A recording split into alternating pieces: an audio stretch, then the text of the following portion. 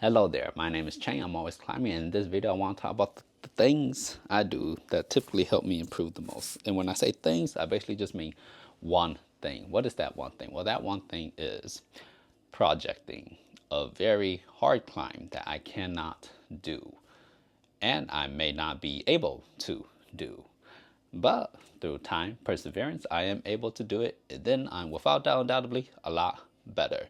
First off, I want to talk about why pyramids aren't exactly the best thing from my point of view. If you don't know what pyramid is, it kind of goes something like this. If, let's say, you want to climb a V10, most people will tell you something of the nature of, before you climb V10, you want to do 5 V7s, 4 V8s, 3 V9s, and then you could go ahead and do 1 V10. And that way you're building yourself up a nice base of difficulty as you peak towards that one singular grade. I look at that and I simply like to think, no, that's not how it works. Because if that is how it works, then nobody will ever be plateau. Here's what I mean. There are people that plateau at V5, V6, V7, V8, whatever grade it is. And over the course of the years, you've done thousands and thousands or hundreds and hundreds of V5s.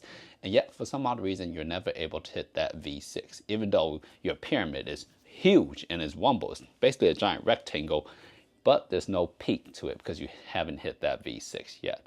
Therefore, even though this is a little bit counterintuitive or counterproductive, I think pyramids are more like top to down as opposed to down to up. If you want to do a V6 and you're a V5 climber, the best way to do it is to fucking do the V6 climb. There's nothing better than that. Now, of course, I'm not saying if you want to be like V13 climber and you're only climb V10 to go straight to V13. No, that's not what I'm saying at all. I'm saying if you're stuck at a grade V5 and you don't know what to do in order to get to V6, do a V6 boulder. Now that does come with the caveat that because you've never done a boulder like this before, it will be more or less the hardest climb you ever done. Not just hard physically. Honestly, it might not even be a hard physically. It might be hard technically. But it will also be hard in terms of the mentality of it because you have boxed yourself into a climber that's very good at V5s, V4s, whatever, and you can do those well, you know you can. But the second it gets to V6, you will automatically shut yourself down. You won't try as hard unconsciously or consciously. You just go ahead and play around with it, but you will never do it with the intentions that you actually have the ability to do it. And it is that type of thinking that will limit yourself. Now, I'm not saying, oh, if you believe you could do it, you could do it. No, I'm saying if you believe you can't do it, you won't even try as hard as you can to see if you can actually do it. And it is the attempts in trying that's important. Now that let's pretend you're ready to start trying and you do select your V6 climb and then you start projecting it, but then you give up. Okay, great. You've given up. Now you're back to doing V5s because you try V6 for 1 or 2 sessions and you can't do all the moves, and then you don't think you could do the problem, and whoop-de-whoop. Well, I'm here to tell you, you a punk ass bitch. That's all I'm saying, homie. Personal story time. Right now, I'm working on a climb called Heinous Lowball Charles. It's a V11. Does the grade matter? No. The thing that matters is the difficulty of it and that it comes with the grade of V11. Point is, I worked on this climb approximately 6 months ago and I did everything except the first move. Now, 6 months later, I am physically stronger, that's for sure. But I still can't do this first move. It's been 3 sessions, over 60 attempts in those 3 sessions total. If you don't know what that looks like, it looks like 2 hours per session just doing one singular move. Of course, I do some warm-up climbs, but the bulk of my climbing, in fact, all of my climbing is just warming up, projecting, and if I don't do anything but fall off that first move and repeat the second half, then that's all I do. Am I getting better at the problem? Yes. Am I climbing anything else and feeling good about sending things?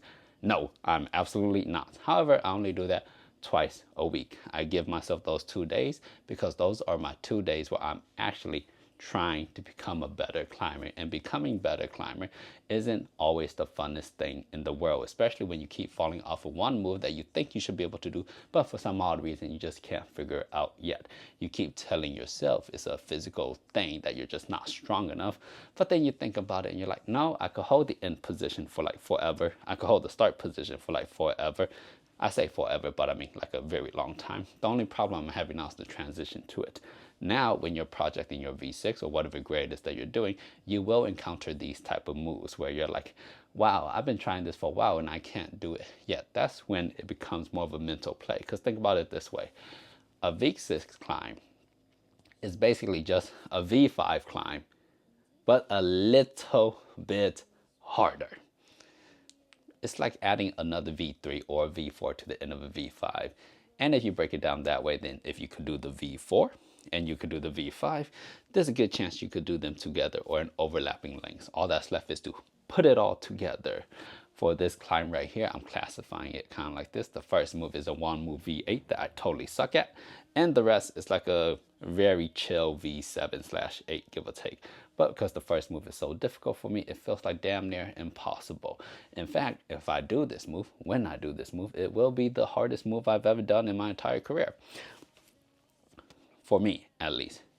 And you need to have those moments where you're like, hey, if I do this climb will be the hardest thing I've ever done in my entire climbing career. What does that mean? That means if it's the hardest thing you ever done, then you've now become a slightly better climber. Is this the hardest problem I will ever do? No, not from my personal opinion, but it will be the hardest individual move I do. And that still helps me as a climber overall. The rest of the problem, not too bad. But the first move, oh my God, totally getting fucked up by it. If you never have those moments where you're like, wow, this is the hardest thing I've ever done, then you're not getting better or you're not pushing the envelope as a climber. If you just have moments, or if you just have a bunch of moments where you're like, wow, that was really hard. That was about as hard as the climb I did last week, last month, last year. You're not improving. You're just lifting the same fucking weight every time you go to the gym instead of putting on more weight. And of course, you're going to fall a lot. Wow, are you going to fall? Oh my God, the amount of times you're going to fall. And then you're going to feel like, oh my God, I just hate this feeling of inadequacy, not be able to do this move, I think I could. But then that's like the separator and the divider, right? It separates you, your current you, from the you that could actually be a much better climber. Imagine if you spent 10 sessions working one move you couldn't do. And the moment you're able to do it, you are now legitimately a better climber than you were 10 sessions ago. Versus a you that did that move for a session, you're like, I can't do it. Okay, great. What have we accomplished? Nothing. We just accomplished that you're not willing to try to get better if the getting better is difficult. And especially if you're on like that higher end, or you're nearing your, or you're getting, oh my bad, what I'm trying to say, or you're running out your basic beginner gains, or your progression starts to slow. In order to progress, and the more you try to progress, the harder it will become. So it will never be easy to become a better climber. I remember the first time I did like my first V7, happened kind of quick. It in the V9, wow, that came a couple months later. V10, wow, 10 sessions. And now I'm trying to break into becoming a very good, decent V11 climber, and it is very arduous, head banging against the wall type of difficult. But that doesn't mean that the progress isn't happening. As long as I keep going back to the same benchmark climb over and over again, and I get better at that climb, better at those movements, better at something that I couldn't do beforehand, then that means I'm a better climber. Now, it can't be something like a coordination thing where you're like, oh, wow, the first time I tried it, couldn't do it. The 20th time I tried it, I can. No, it needs to be something like, wow, the first time I tried it, couldn't do it. The 100th time I tried it, still can't do it. 101st time, got it. Now, of course, it'd be a lot better if it's not a coordination type of move. Not to say you can't do that for coordination, but it's just a little bit more applicable to all types of move when you choose something that's just a little bit harder. And the cool thing is, once you're able to do that really, really fucking hard move or hard climbs, this is the top-down pyramid thing, by the way, it makes everything beneath it seem so much easier. Every time my climbing grade goes up, all the climbs beneath it, I'm like, wow, this is nothing. I remember a very long time ago when I did V7, I was like, wow, V7s are super hard, wow.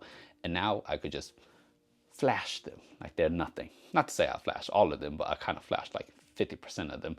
And it's really nice, really cool feeling. But if I just keep myself in that box of only being able to do V7s really easily, and it's still sometimes a bit of a challenge, I will never improve. Anyways, that's the video. Now you know.